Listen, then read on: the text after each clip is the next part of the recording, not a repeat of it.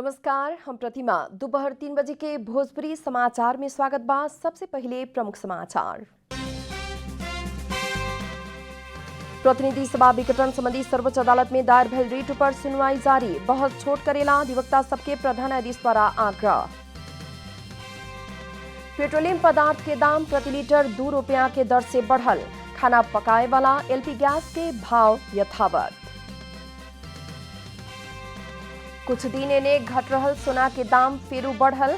प्रति तोला ₹92,000 में कारोबार हो रहा। अमेरिकी राष्ट्रपति ने निर्वाचित जो बाइडेन के शपथ ग्रहण के अभ्यास स्थगित। ट्रंप समर्थक के हिंसात्मक प्रदर्शन रोकेला सुरक्षा व्यवस्था में कड़ाई। स्वर्णधारी खिलाड़ी के रुकल सेवा सुविधा जल्दी उपलब्ध करावे के खेलकूद मंत्री तामाङ के आश्वासन। नेपाली फुटबॉल क्षेत्र के व्यावसायिकता में जोड़।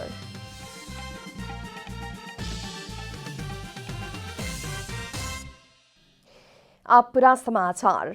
प्रतिनिधि सभा विघटन संबंधी सर्वोच्च अदालत में दायर भेल रिट के ऊपर आज वो सुनवाई हो रहा बा। इतवार से निरंतर बहस हो रहा संसद विघटन के मुद्दा में आज रिट निवेदक के तरफ से अधिवक्ता शिव कुमार यादव पहिल का बहस कैली बानी। प्रधान न्यायाधीश चोलेन्द्र शमशेर राणा नेतृत्व के संवैधानिक इजलास में इतवार से बहस निरंतर जारी बाटे। प्रतिनिधि सभा विघटन के विरुद्ध पड़ल 13 गो रिट निवेदन के ऊपर निरंतर सुनवाई हो रहा बा। रिट ऊपर बहस करे वाला वकील सबके संख्या बहुते भइल आ एके जने लंबा समय तक बहस कैला से सुनवाई प्रक्रिया लंबा होखे के संभावना बढ़ गेल बा। रिट निवेदन ऊपर के सुनवाई में समय सीमा ना तोकल कारण बहस बहुते लंबा होखे वाला कारण बहस छोट करेला अधिवक्ता सबके आग्रह कैल गेल बा। सोमवार के प्रतिनिधि सभा विघटन विरुद्ध के रिट में अधिवक्ता दिन मणि पोखरेल 3 घंटा बहस कैले रहने। प्रतिनिधि सभा विघटन विरुद्ध के रिट में बहस करेला 363 को वकालतनामा पड़ल सर्वोच्च प्रशासन जनौले बा। नेपाल कम्युनिस्ट पार्टी नेकपा नेपाल दाहाल पक्ष द्वारा प्रतिनिधि सभा विघटन विरुद्ध के आंदोलन सशक्त बनावे के जनावल गेल बा। नेकपा नेपाल दाहाल पक्ष द्वारा विज्ञप्ति मार्फत दोसरका चरण के आंदोलन में सहभागी होखेला अपील भी कल गेल बा। अध्यक्ष द्वय माधव कुमार नेपाल आ पुष्पकमल दाहाल संयुक्त वक्तव्य मार्फत विघटन विरुद्ध सभी समुदाय के सड़क संघर्ष में लागेला अपील कैले बानी। अध्यक्ष द्वय नेपाल आ दाहाल वक्तव्य में प्रतिनिधि सभा विघटन के असंवैधानिक आ अलोकतांत्रिक कहत ओ से देश के राजनीति आ पार्टी के संगठनात्मक जीवन में गंभीर समस्या आयल भी उल्लेख कैले बानी। विघटन विरुद्ध के रिट में सर्वोच्च अदालत में इतवार से निरंतर सुनवाई हो रहा बा।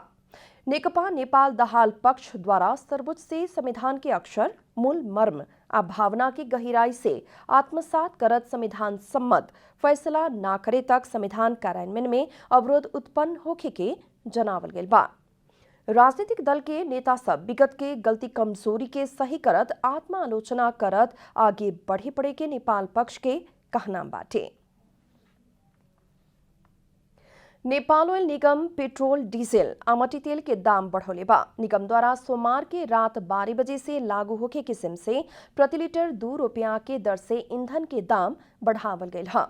नया मूल्य अनुसार काठमांडू उपत्यका में पेट्रोल 1 से ₹10 और डीजल तथा मट्टी तेल प्रति लीटर ₹93 पड़ी। मने खाना बनाए वाला एलपी गैस के भाव ना बढ़ावल निगम जनौले बाटे।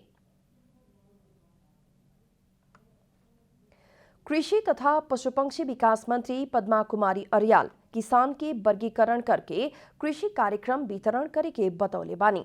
अखिल नेपाल महिला संघ केंद्रीय समिति के पदाधिकारी तथा जनप्रतिनिधि महिला संगे भइल भेंटघाट कार्यक्रम में उहाँ के पहिलका चरण में किसान के वर्गीकरण परिचय पत्र वितरण करे के तैयारी कैल जानकारी देहनी। आबे वाला फागुन से ई कार्यक्रम द्रुत रूप से आगे बढ़े के मंत्री अर्याल के कहना बा।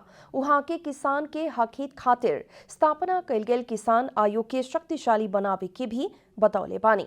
किसान के मल के अभाव होके ना देवेला मंत्रालय से काम आगे बढ़ा चुकल आ देश भर के स्थानीय तह के आपन तह में साल भर चाहे वाला मल पिठावेला मांग अंतिम तक के समय देहल बतावत उहाँ के अब के दिन में मल अभाव ना होके किस्म से मंत्रालय आगे बढ़ल भी बतौले बानी। भोजपुरी समाचार में अब बाकी समाचार। पश्चिम लमजुङ के कोला सोथार गाउँपालिका अंतर्गत निर्माणाधीन डडुआ सालमे सड़क निर्माण के काम गति ले लेबा। मध्य नेपाल नगरपालिका के डडुआ से जिला के ही विकट क्षेत्र मध्य कोला सोथार गाउँपालिका अंतर्गत सालमे तक के सड़क स्तरोन्नति के काम तीव्र गति में आगे बढ़ल बा। गंडकी प्रदेश सरकार के एक निर्वाचन क्षेत्र एक सड़क अंतर्गत करापूटार से मालिंग तक निर्माण के काम भइला पर भी 3 खंड में विभाजन करके डुडुआ साल में सड़क स्तरोन्नति के काम आगे बढ़ावल गयल है। सड़क निर्माण के क्रम में अभी तक 32% भौतिक प्रगति और 25% वित्तीय प्रगति हो चुकल पूर्वाधार विकास कार्यालय लमजुङ जनौले बाटे। मालिङ कपुर गाउँ भन्ने सडक रहेको छ, त्यसको चाहिँ डडुवाबाट सालमे भन्ज्याङसम्मको खण्डको अहिले हामीले ठेक्का सम्झौता गरेर निर्माण कार्य अगाडि बढाइरहेका छौँ। यो सडक अहिले हामीले सोचेको अनुसारले नै काम भइरहेको छ। करिब यसको हामीले 32% भौतिक प्रगति हासिल गरिसकेका छौँ। डढुआ सालमे अंतर्गत 8 किलोमीटर 710 मीटर सड़क स्तरोन्नति खातिर भ्याटसहित 17 करोड़ 15 लाख 41,442 रुपया 50 पैसा के लागत में ठेक्का समझौता भइल रहे। 2076 चैत महीना में समझौता भइल सड़कन 2 बरस भीतरे संपन्न होके किस्म से स्तरोन्नति के काम आगे बढ़ल है। सड़क स्तरोन्नति खातिर मोतीराम कंस्ट्रक्शन प्राली जिम्मा ले लेबा। पांचथर के कुम्माई के कृषक सब तरकारी खेती से भरपूर आमदनी करे लागल बाटे लोग। कुम्माई गांवपालिका वार्ड नंबर 1 सप्पा बुंग के युवा सब सामूहिक तरकारी खेती करके नमूना खेती कर रहल बाड़न सन।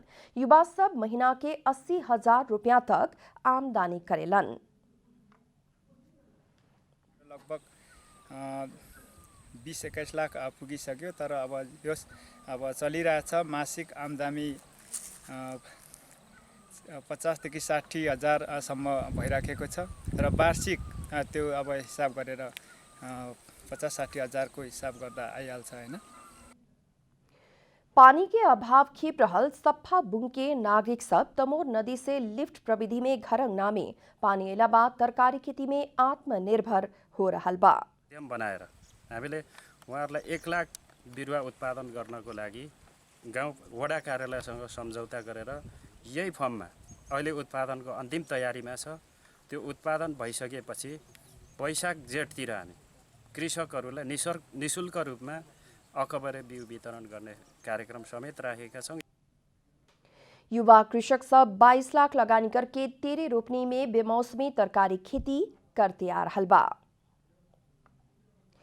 नेपाल के बेटी बैयबू राई सामाजिक संजाल फेसबुक के वरिष्ठ सॉफ्टवेयर इंजीनियर बनल बाड़ी। उदयपुर के रौतामाई गांवपालिका 2 साल थुमका घर भइल 29 बरिस के राई अमेरिका के कैलिफोर्निया स्थित फेसबुक के मेन कार्यालय में सीनियर सॉफ्टवेयर इंजीनियर के रूप में प्रवेश कैले बाड़ी। राई यह हफ्ता से फेसबुक के हेडक्वार्टर में काम करे के शुरू कैली है। फेसबुक सीनियर सॉफ्टवेयर इंजीनियर के तलब बापत साल के 1,83,272 अमेरिकी डॉलर देवेला। प्राथमिक शिक्षा उदयपुर के गाईघाट स्थित लाली गुरांस आवासीय विद्यालय से कैल राय छात्रवृत्ति में अमेरिका स्थित Massachusetts institute of technology MIT में कंप्यूटर साइंस से ग्रेजुएशन कैले बाड़ी। सन 2020 के अप्रैल तक में विश्व के 2.7 बिलियन से बेसी लोग फेसबुक चला रहल रिपोर्ट देखौले बा। अब आर्थिक समाचार।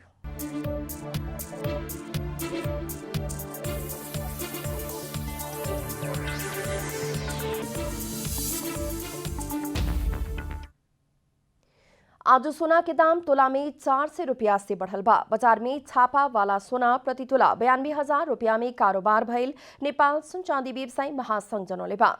सोमवार के छापा वाला सोना प्रति तोला 91,600 रुपया में कारोबार भइल रहे। मंगर के तेजाबी सोना प्रति तोला 91,500 रुपया बा। चांदी के दाम भी तोला में 15 रुपया से बढ़ के प्रति तोला 1,245 रुपया में कारोबार हो रहा महासंघ जनौले बा। अंतर्राष्ट्रीय बाजार में सोना प्रति औंस 1,839 डॉलर के करीब में कारोबार हो रहा बा। भोजपुरी समाचार में अब अंतर्राष्ट्रीय समाचार।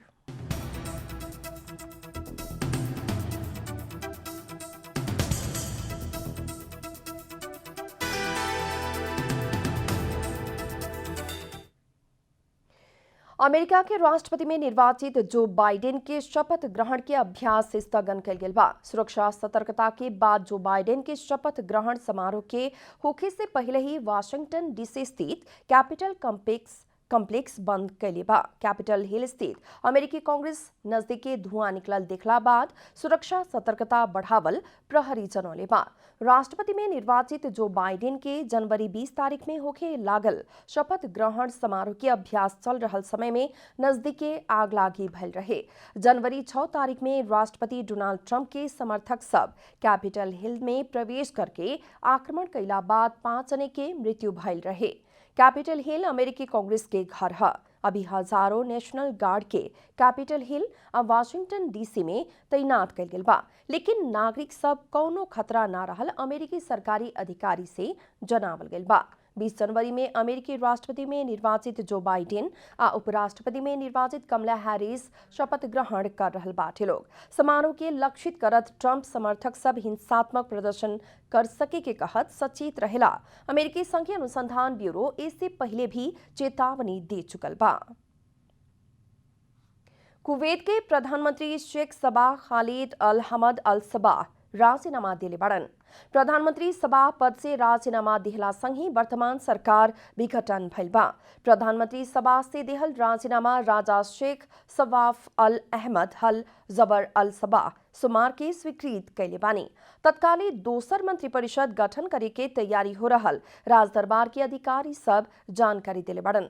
देश के राष्ट्रीय सभा और मंत्री परिषद के बीच में संबंध बिगड़ल कारण राजीनामा देहल प्रधानमंत्री मंत्रिपरिषद बैठक में जानकारी दिले बानी। प्रधानमंत्री सभा सन 2020 के दिसंबर 14 तारीख से कुवैती सरकार के नेतृत्व करते आत रहनी। आप खेलकूद समाचार।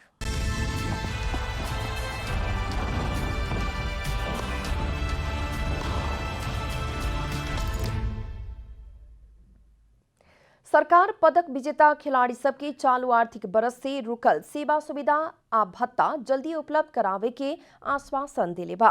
अखिल नेपाल फुटबल संघ के 19वां साधारण सभा में युवा तथा खेलकूद मंत्री दावा तामाङ चालू आर्थिक बरस के शुरुआत से ही स्वर्ण पदक विजेता खिलाड़ी सबके रुकल सेवा सुविधा एवं भत्ता जल्दी उपलब्ध करावे के प्रतिबद्धता जनौले बानी। मंत्रालय द्वारा खेलकूद क्षेत्र के विकास खातिर राष्ट्रीय खेलकूद परिषद लगायत सरकार वाला निकाय संगे सहकार्य करे के मंत्री तामाङ बतौले बानी। कार्यक्रम में एन्फा अध्यक्ष कर्मा छिरिङ शेर्पा सरकार द्वारा साथ दिहला पर अगिला 4 बरस में नेपाली फुटबल क्षेत्र के व्यावसायिक बनावे के बतौले बानी। राष्ट्रीय खेलकूद परिषद के सदस्य सचिव Ramesh Kumar Silwal A division club के लाइसेंसिंग खातिर जरूरी मापदंड पूरा करेला परिषद से सहयोग करे के बतौले बानी। पूर्व खेलकूद मंत्री पुरुषोत्तम प्रसाद पौडेल सरकार द्वारा खेलकूद क्षेत्र में बजट विनियोजन में कंजूसी कैल भी आरोप लगौले बानी। समयक्रम संघीय खिलाड़ी एवं प्रशिक्षक उत्पादन में सरकार द्वारा बजट बढ़ावते ले जावे पड़े में औरी घटावते गई कहत वहां के आपत्ति भी जनौने। सभा में उपस्थित वक्ता सब खेल क्षेत्र के व्यावसायिकता में जोर देहत संघीय संरचना मुताबिक निचला स्तर से ही खेल क्षेत्र में बजट बढ़ावती ले जाके उत्कृष्ट खिलाड़ी उत्पादन में जोर देवे के भी बतावल गेल रहे। अंत में प्रमुख समाचार फिर एक बेर। प्रतिनिधि सभा विघटन संबंधी सर्वोच्च अदालत में दायर भइल रिट पर सुनवाई जारी। बहस छोट करेला अधिवक्ता सबके प्रधान न्यायाधीश द्वारा आग्रह। पेट्रोलियम पदार्थ के दाम प्रति लीटर 2 रुपया के दर से बढ़ल। खाना पकाए वाला एलपी गैस के भाव यथावत। कुछ दिन इन्हें घटल सोना के दाम फिर बढ़ल। प्रति तोला 92,000 रुपया में कारोबार हो रहल।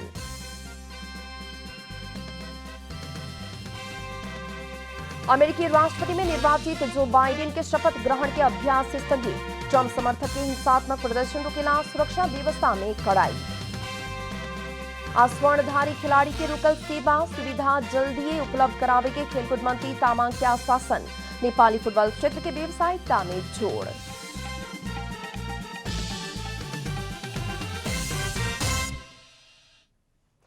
भोजपुरी समाचार अभी खातिर इतना ही। जनता द्वारा जनता खातिर प्रसारित जनता टेलीविजन के कार्यक्रम सब अपने यूट्यूब, ट्विटर, फेसबुक का हमने के वेबसाइट जनतासमाचार.com में भी पढ़ आ देख सकतानी लोग।